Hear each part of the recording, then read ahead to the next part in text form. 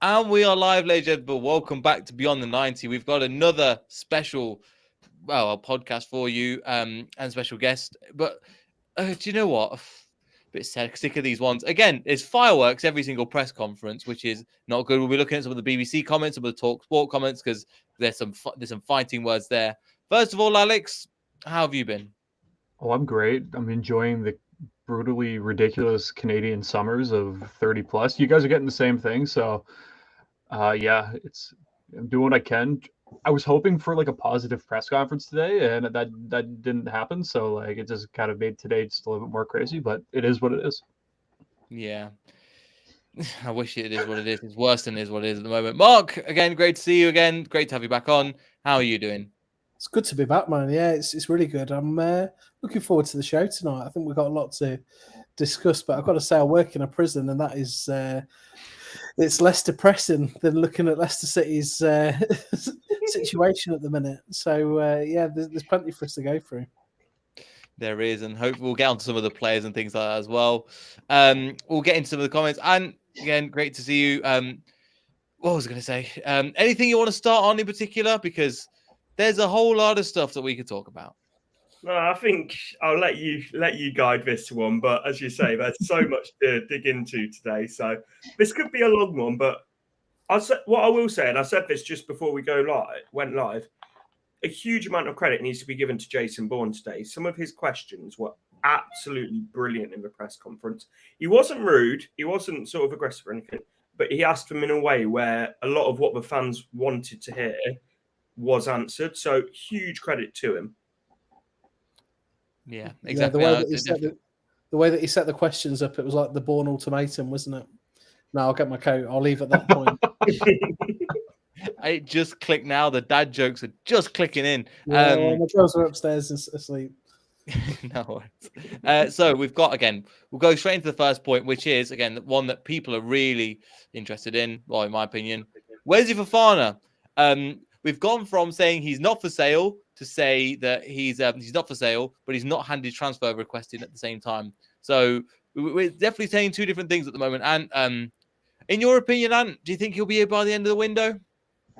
The ball is well and truly in Chelsea's court, and when we say not for sale, it basically means the asking price is ridiculously high. If you want him, you have to pay over the odds. Like, as we always say, every player has a price.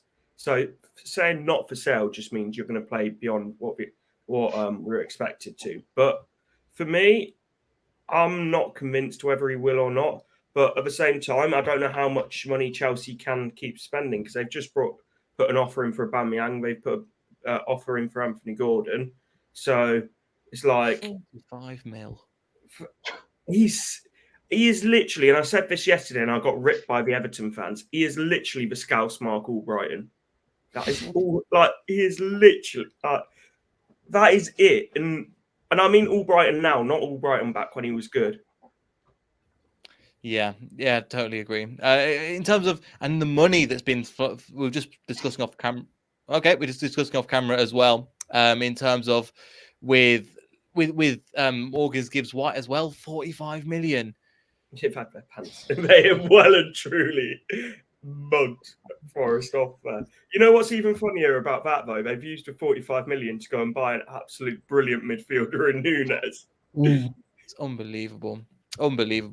But yeah, we talked on it last time, Mark, in terms of the Fofana stone. Alex, do you have any other takes on Fofana? Because again, do you think he'll be here by the end of the window? No, I don't, and primarily the reason I don't want him to be here by the end of the window.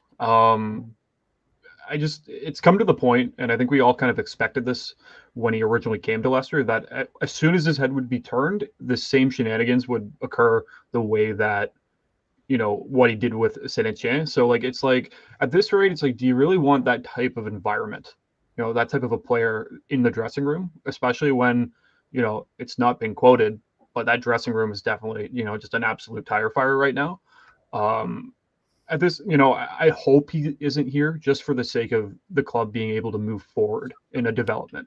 And I think Fofana, with the negativity, even if it's not even him, if it's his agent per se, I just think you need to get that out of the club as soon as possible. Can I just say something quickly to what Alex has said? Even if it's his agent, he's not shutting him up and he's letting him carry on doing it. Like, if it was his agent, he came out once and said some of what he said, then you could understand it. But he's let him carry on. So he's clearly not against what's being said. And also, he's doing all the stuff on social media. Again, there's probably people behind it, but he's allowing that to happen. And the social media stuff are unnecessary and taking it out the name. And even I was discussing with Lewis, again, we'll get him on because, again, guess who we've got next after this? We've got Chelsea. So, again, Yuri Tielemans to Arsenal. Tielemans, oh, my God. Anyway, and then something else as well. Again, it's just with the way he's talking, I'm just so confused. And also, last week he was going on about the way that Arsenal have strengthened. I'm like, fair enough. He's now, Brendan Rodgers, has decided to compliment another team. Southampton have always had a difficult game, but they made some new signings and have the freshness in their squad. We'll expect a tough game, but the onus is on us. We want to show improvement. I mean, Mark, he is having a dig at Leicester City again. I just don't see how some of the fans are not seeing that he's having a little dig at our owners once again. Yeah, probably. It might be that it might be getting the excuses in nice and early as well. If it doesn't go right, I think what I would say around the game on Saturday, it's absolutely huge. I think it's probably the biggest game we've had down there for a long, long time, because we are right on the knife edge of this turning really nasty very, very quickly. Do you mind if I just respond to my thoughts on Wesley Fofana as well, Neil? Was that? Feel free. Sorry, yeah. I thought we. Yeah. No, it's all right. Just with him, I think it is going to be a real cat and mouse enter the window, and I can see it going right down to the wire as well. I've said all along, I think the price should get more as the closer we get. I think he will go, and I think he's probably played his last game for us now, because I'm not sure his head's going to be in the right place to play for us at the weekend. But I would hope it would get done sooner rather than later. But we need to be very careful who's going to have the purse strings after that, because, £80 million in the wrong hands, it could be a disaster for us. We were joking before we came on air about 50 million for Bednarak. That's all very funny until it happens. And it's not funny at all. So that's my thoughts on him. But in terms of Rodgers saying that about Southampton, he's probably lining up his next excuse, isn't he? And that's the way he's been all season. I think I wouldn't be surprised if he feels quite close to the edge at the moment as well. He's never going to walk out of the contract he's on at Leicester, but you almost wonder if he's trying to push the owners to see that some of his comments are loaded with a bit of disloyalty as well. So I guess we'll wait and see.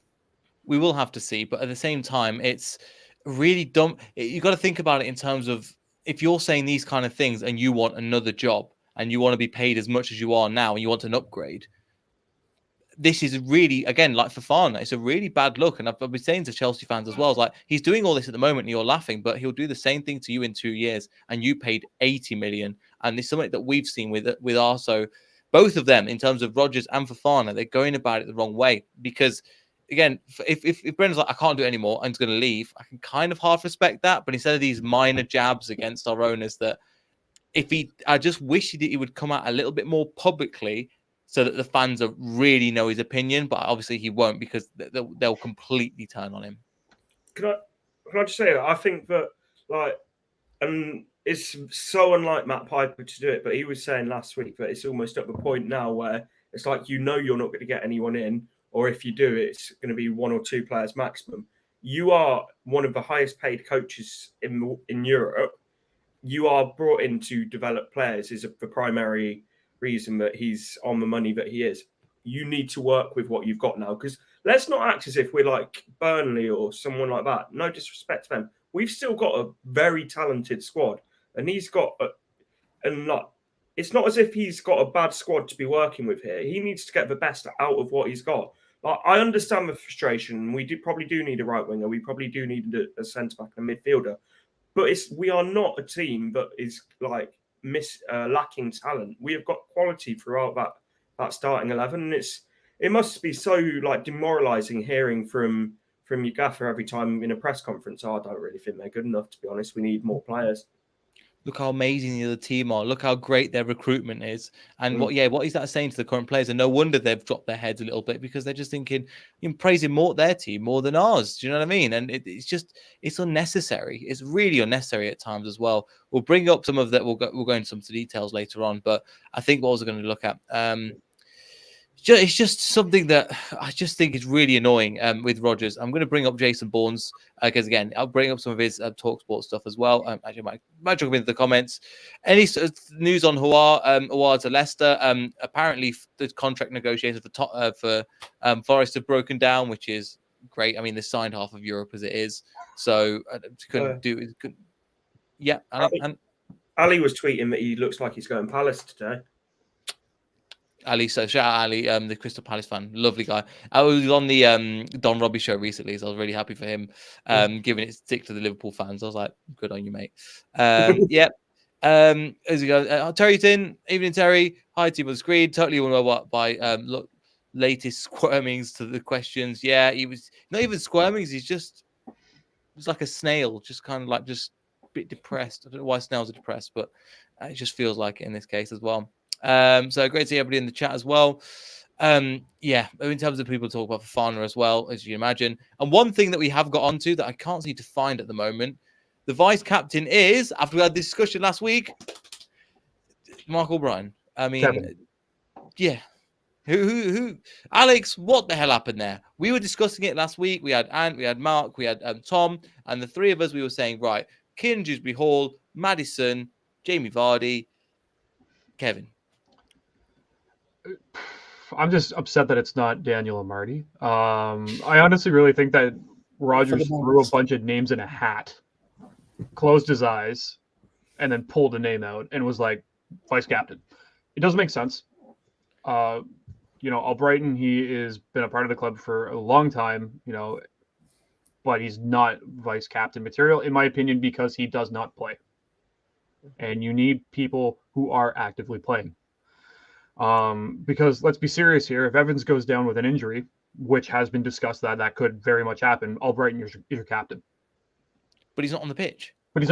So, like, the whole disregard of it. Like, I think we were talking I think it was just even off camera. I think we were, through Messenger. I think realistically, I would have given it to KDH. He's an up and coming. He's young. Give it to him.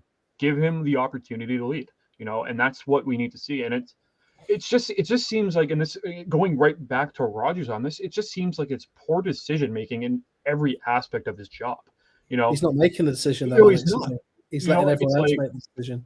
And that's the thing. Like, it's, and like, don't get me wrong. Like, I think there's a very good aspect of praising the opponent before a match. But when you have nothing good to say about your own squad, and you're like, well, we're going to get handed dinner on a plate by Southampton this weekend. Doesn't, like you said, doesn't bring a lot of confidence to your own squad. You got some really good talent on this team, and they're thinking probably like, why are we showing up? Our manager doesn't care. Manager doesn't think we're good enough. Comments from the past weeks have been brutal. It's just a constant ongoing issue. So, with Evans probably going to pick up an injury this year, Albrighton's not going to be on the bench at all. Who's your captain? This team is not only walking about without a manager, because let's be serious, he's just a basket case with a mouthpiece. We really don't have any leadership, and that's the unfortunate thing. Evans is more of a silent leader. Albrighton just isn't going to be on the pitch. We are a silent leader as well. We're a wandering, lost group of foxes that are just going to get curb stomped really soon. It's dark to say, but that's how I feel. Yeah. Agree with Charlie in terms of he's prone to an injury. Mark is going to pick up. He's not going to play the majority of games. The thing is, with Albrighton, like, it's very much the same thing as Evans. Like, Evans' game time will be limited this year. Albrighton's probably will be for different reasons. Like, I think everyone, as much as we love Evans, is the realization he can't play every game every week.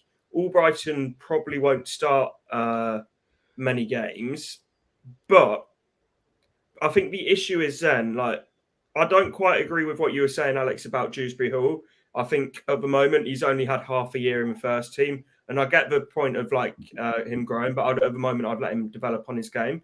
I'd like to see someone like Maddison, who's led by example in terms of his attitude He had an awful injury, and his attitude to get back to where he is and keep improving is like the way he presents himself on and off the pitch, in terms of obviously like the media and his attitude with that sense of things. I think he would have been the ideal candidate for me. And then he starts week in, week out as well. But I saw a comment earlier, and I think it's so true. I can't remember who I've just seen it off, but saying about don't take too much notice about captaincy armband. I think that's true when you've got a team full of leaders, like when you've got leaders across the pitch, and you say that you're the captain without the armband. Sort of what we used to say, what we said about Johnny Evans for a long time when Kasper Schmeichel was a captain and a brilliant captain at that. But then you had Johnny Evans, who was one of the leaders on the pitch, who was the captain without the armband. That's all right to say if you've got leaders throughout the pitch, but I don't think we really do. No, I agree there. I don't think there's Vardy up top, potentially KDH, Maddison, Yuri Tielemans if he wasn't going to go, but he looks like he's off. Ndidi doesn't scream captain to me. Castagna, like him, not really the leader that we need. He's great, but do you know what I mean? I don't know how to describe it. Justin, too early. Barnes, just coming back from injuries. Is anybody else that you really screams out to you guys? Sunchu, no. Sorry. Well, we just went through and I don't think it'd be Vardy. Like as much as I think he's more of a. I think he's a leader, but he's not. I don't think he wants to be the one wearing the armband. I just think that. But like we're at that point where we've just named our starting 11.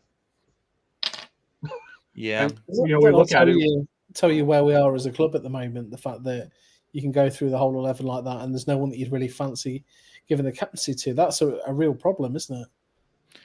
That shows the mentality and the character. And Brendan loves talking about character. This is his team that he's put together, and we don't have that character in there. No. Yeah, and I know like everyone says you're a genius in hindsight, but I think we were talking about this. No, like I get this all the time, but like at the start of the transfer window, we were talking about players that are available that could come in that are leaders and wouldn't cost an arm and a leg.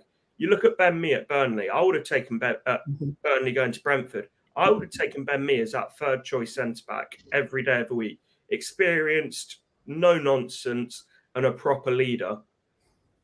Like I think that would have been the solution. Someone like Ben Mee, James Tarkowski. I understand we can't play the wages that James Tarkowski's on, but there were options there. But the whole thing of we're going to wait all summer, we're going to keep waiting and waiting to see what's available once players have moved on. We've snookered ourselves into a corner. Kind of feels like that at the moment, and I wish I could be more positive. I think, what's it called? Tom's put in a comment, so shout out Tom from Leicester Fan TV. When he talks about him bringing stuff to the dressing room and not on the pitch. If you wanted to have that, mate, you might as well get Mike Stowell, because in terms of he's the goalkeeping coach, because again, he's a great person, been around the squad he's been there for a while, he's done it, he's off the pitch, but so again, the captain is supposed to be somebody that's on the pitch, and he can be a leader as part of the team, but not necessarily a captain. So I kind of disagree with you there. And also, what are you going to do? Not give the armband? If Evans goes off injured, what's he going to do? Do you know what I mean? They're gonna. If Evans goes off injured, what we're going to do? Put all Brighton in? It doesn't really make any sense to me, to be honest. It's what we had a few years ago when Big Wes was the captain, but then the vice captain was Schmeichel. But that's all right because Schmeichel was always on the pitch. Yeah, exactly. But that was the same time you still had Evans. You had, Vardy was, still there, and I think he was the leader there as well. And you had, up and comings as well. You had Ndidi, who was really starting to show up, that people thought, okay, this is leadership potential. Tielemans came into that mix, and people said, okay, well, Tielemans is going to be a leadership potential. Maddison was in that group. Like, you had people there at that point where you definitely could see like there's a group of leaders and a group of upcoming leaders that on that pitch where you're like, okay, there's no concern about that.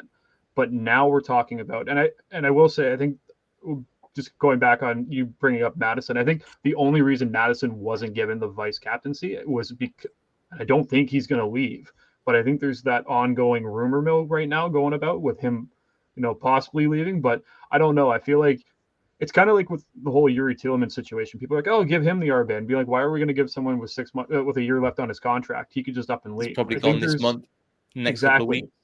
Exactly. So I think they're trying to be safe in their decision making, but at the same time, those choices are poor. Mm-hmm. I wouldn't be surprised if what's it called, Brendan Rodgers, I'm the vice captain. That would have been quite his move at the same time. Just going on some of the comments from Jason Bourne again from Talksport. Towards the end of the season, there was just the digs in there. Towards the end of the season, there's clearly going to be an issue around that in regards to transfers going to the summer. But probably whenever I come back for the preseason, it's pretty clear it's going to be a challenge for all of us.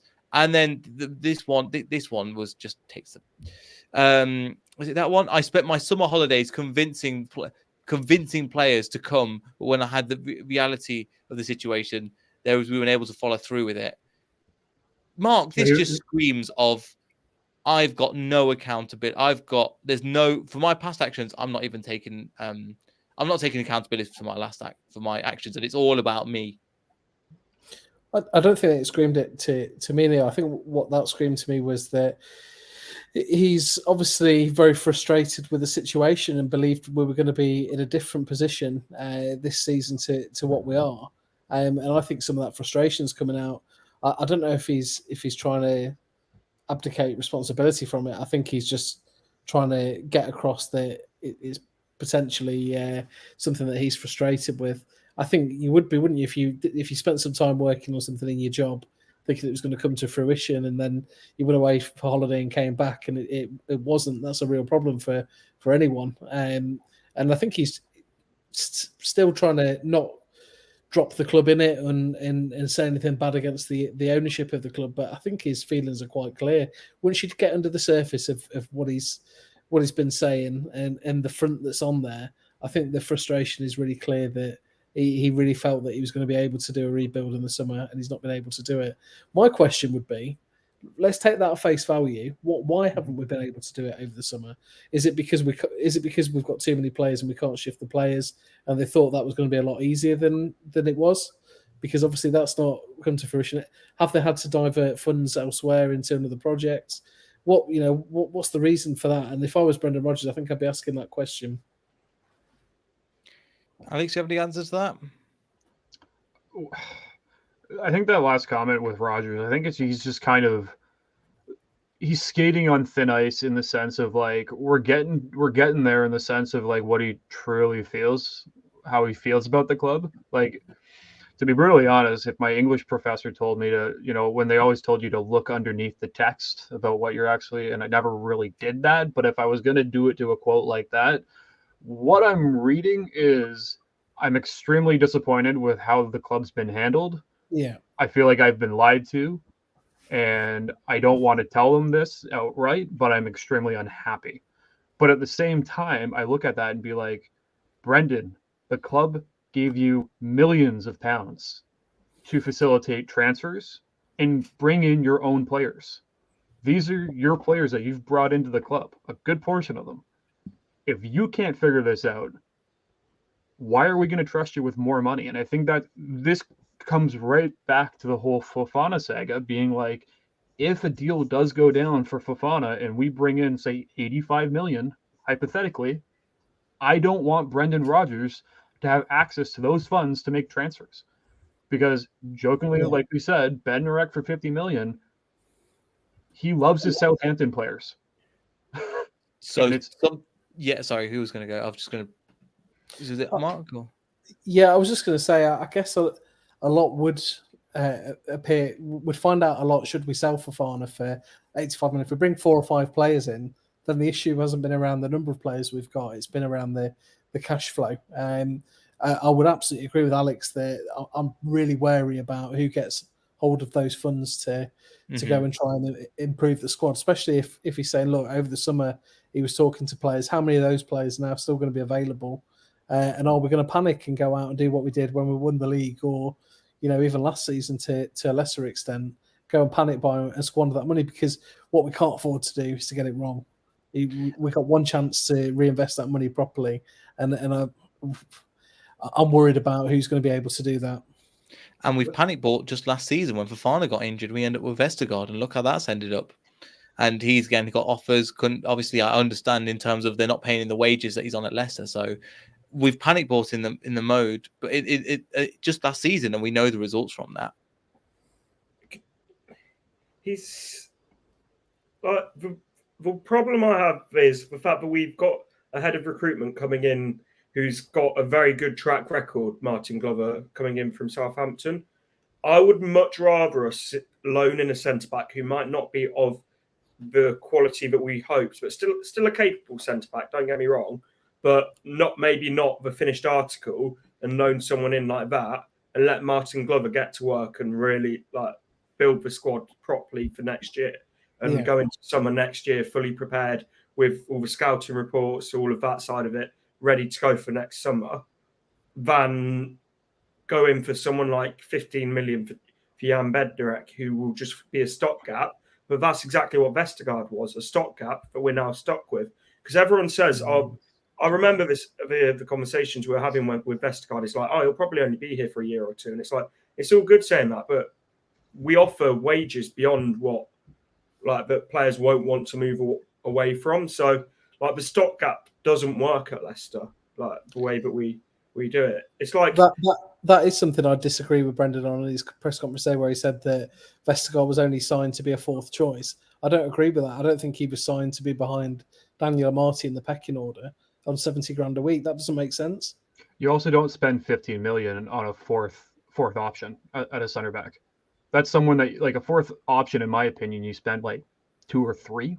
Like, let's be serious. You it's a bargain bin type signing. It's not. We used the rest of our transfer budget to bring in a center back that is now not going to play. Yeah, and just even Pipes, as we say, one of the most positive guys in Leicester, in my opinion. Even he's saying exactly what you're saying. You compare it to Mars bars, but even then, we're increasing the wages for the skill set will not be purchased. It won't work. So we are overvaluing players. And he's going on, I'll tell you what, at the moment, he's going on a little bit of a rant about in terms of the club were in a super powerful position in the last few years. So even Pipes, which is, I was surprised, I think, and we were saying this on the way back, even Pipes was going, God, this is not good. I'm not following what the manager says. And normally he's quite like, we'll get behind the team, no problem. I think there's starting to be where certain people that I really appreciate Pipes and everything, starting to turn over that edge. And again, with the poll that we did, 38% of them wanted him out. 31% said give him till December. So it is the boundary is slowly moving as he keeps continuing this.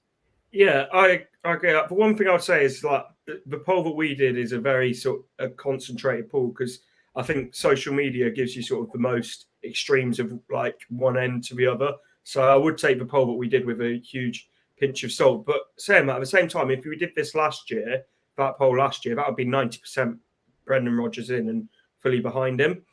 I think the problem that we've got is that he seems so hung up on the signings, and I really do. I get the frustration of the fact that he wanted to bring in some new players, but it's at the point where it's like, when do you accept it and just work with what you've got? And I think the real thing with him is his demeanor just looks defeated now. Every time he's talking, he just looks defeated. Yeah. I think the other thing, just going back with hypothetically, if you voted last season and you'd probably get a 90% keep him in. I think one of the biggest issues, and this is just me analyzing, when it comes to supporters, I think at Leicester City, and this is just my speculation on it, is that we view of what Rodgers has done for the club since he's come in. FA Cup, Community Shield, some top 6 finishes. Great stuff. His legacy here when he showed up and what he's delivered for Leicester City has been great. But if you look at the moment right now, you can't look at this and be like, this is the same manager that came in that helped provide us win the FA Cup, the Community Shield, top 6 finishes. What we're looking at now is a manager who looks, as Ant said, defeated, completely disregarded when it comes to the club. has basically, in the way I look at it, has kind of walked into this next match against Southampton and saying, well, we're going to fight, but I don't really see anything positive about this. And it's coming to the point where I said this, I think, on a previous podcast, but I also think I've said this probably to everybody I've been speaking to about Leicester, is this game for me is probably the most pivotal game for Rodgers' tenure at Leicester City. I think if we win, he might get a little bit of extra time. If we draw, I think that, where he's at on that scale starts to slide a little bit further to the sacking. But if we get our asses handed to us, like, I truly believe we whooped 9-0 not that many years ago. I think if we lose poorly, or even if we take a lead like 2-0 and we draw at the end of it, kind of like Brentford, the pitchforks will be sharpened, because I really think that this game not only is important in so many aspects, because I think and I feel like a broken record. I said this so many times last year, but I feel like this game, the fact that we're only a few matches into the season, but I feel like this next match is huge for us for leading on for the rest of the season. Yeah, there's a lot to that, and I think you're right in terms of, and the situation that Southampton are in. I had the Saints fan Owen on for the previous video yesterday, and we talked about, okay, is this El Sacico? Because I know somebody mentioned it in the comments as well, El Sacico, and that's what it feels like, because both managers, again, some of the players have started to get disillusioned with Ralph Hasenhüttl. They've changed formation to a 3-5-2. It's not really working for them. And there's a few fans that are starting to turn as part of that as well. So for me, it is going to be a match of, look, let's see who's in the bigger hole, basically, at the moment, because that's kind of how it feels, to be honest. I think the only thing I've got the last thing I've got is something I brought up earlier, and it's just kind of the transfer. We'll speak about transfers and things, and Brendan's asking about transfers. So, again, Brendan Rodgers is 11. So you look at the best signings. So you got Daka, Firmino, Sturridge. Yeah, as you can imagine, no problem. Milner, Coutinho, Tielemans, sure. Justin, Gomez, Mignolet, Fofana, Castagna. These are ones that have potentially worked. Great. And then you look at the signings that haven't worked, and you forget some of these names. Benteke, 32 million. Perez, 30 million. Lovren, 20. Markovic, 20. I disagree with Samore and Dennis Pratt, because they both are talented players. Some of the other names just... I don't know how you can put Nathaniel Klein in that list of failed. He was one of the best right backs in the country for a couple of years under Brendan Rodgers. Yeah, I agree. I think so. There's a couple of others, but the majority of them, you could say, oh yeah, it's not worked under him. And that was, I think, Congerton in charge of that as well, wasn't it? I'm not sure, to be honest, what was his Liverpool setup. Yeah, so we'll have to see. I should say, the team of the ones that were the good signings. Can you go back to that? Can you scroll back across for me? To give Brendan Rodgers Yuri Tielemans is very generous. Yeah, he did sign him. I would class that as a Claude Puel signing, but he got sacked by the time as it got to the summer. But Claude Puel was the one who brought him into Leicester on loan. Mm-hmm. James Justin maybe as well. In terms of James Justin, it was a Brendan Rodgers signing. I don't think that there's certain players there that I'm like, okay, this wasn't scouted by, like Timothy Castagna. I don't think was a player that Rodgers wanted. Patson Daka potentially was one, but again, under the tenure, we don't know which one he did and which one he didn't. So basically, what we're saying is any that are shit, that's Brendan Rodgers, and any that are great isn't. Kind of. Yeah. Look at the players he overrid for Leicester. Perez he overrid, and then he did, and then Vestergaard and Bertrand. I think them Leicester fans we know, and them the three that haven't worked out. I'm not saying that every single transfer that we've had hasn't worked out, but I think a lot of managers have probably got similar records though. 50-50, I would say a lot of signings are, aren't they? Whether they work or not. I think it's just a bit easier to aim at that from his time at Liverpool, in particular with the Ricky Lamberts and whatnot. That didn't really fit that sort of style, but. Yeah, I don't trust him with the cash particularly. I don't think it's one of his strong points, but I don't think he's necessarily the worst for it. I think there's some managers that are in a similar boat. For me, with Brendan Rodgers is though, if you override the scouts and go against what they're saying, they have to be successes, particularly with a scouting network that's as successful as ours. The fact he's gone against it 4 times, and 4 times well, 3 out of 4 times they failed.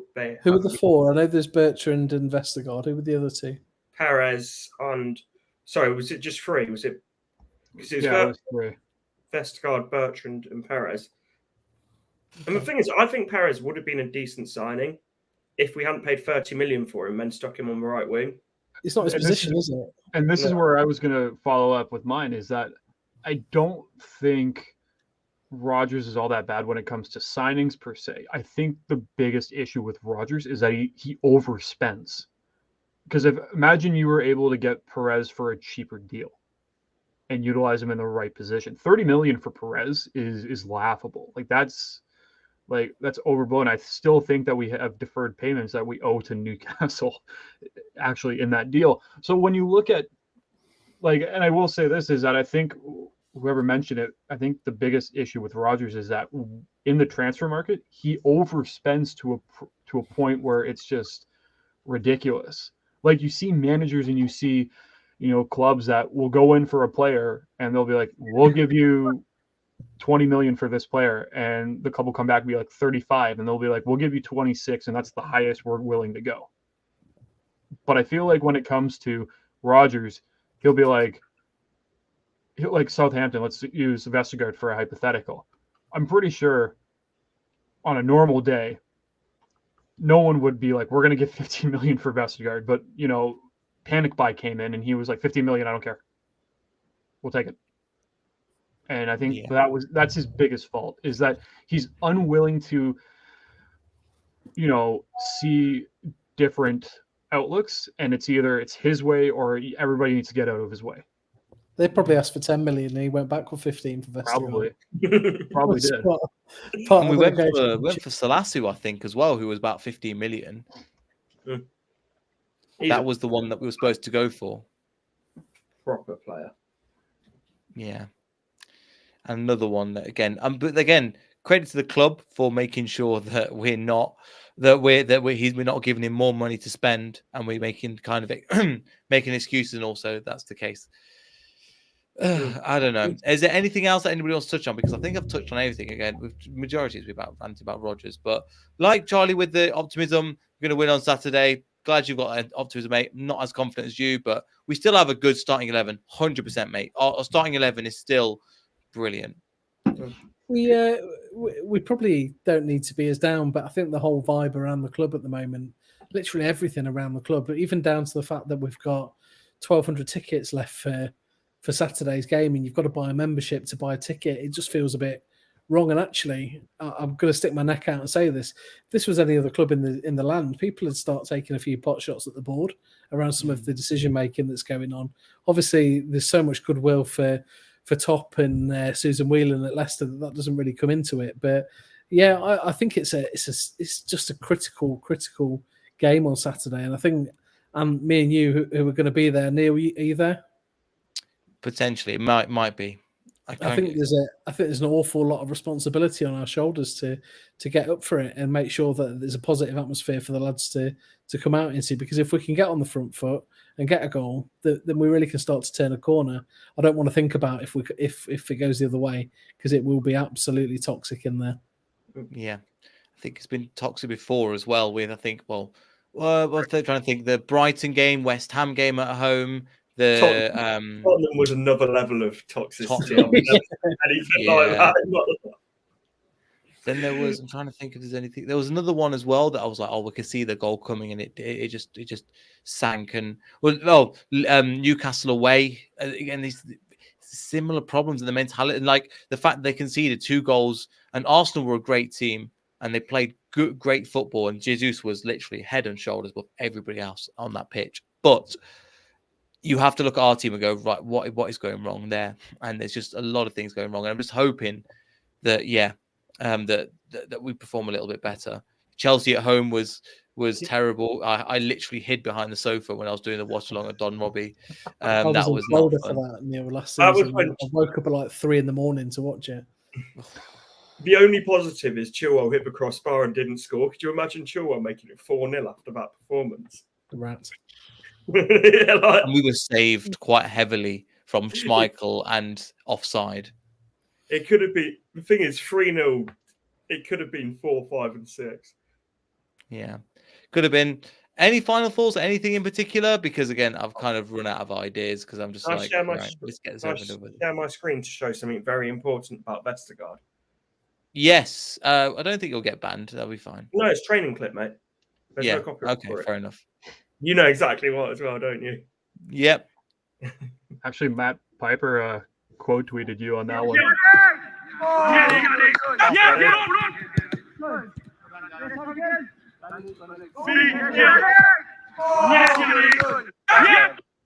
How beautiful is that? Lionel Vestergaard. God, stick him on the right wing. On the right wing. Jesus. Oh, he doesn't have to turn then? No. Just sort of lump it up. I was going to say lump him up to him as a target man, but he's not very good in the air, is he? No. Just don't know. Aiden's coming with the real Danish Maldini right there.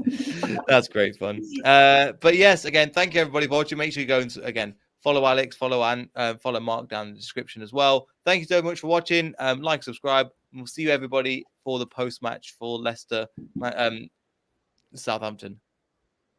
Goodbye.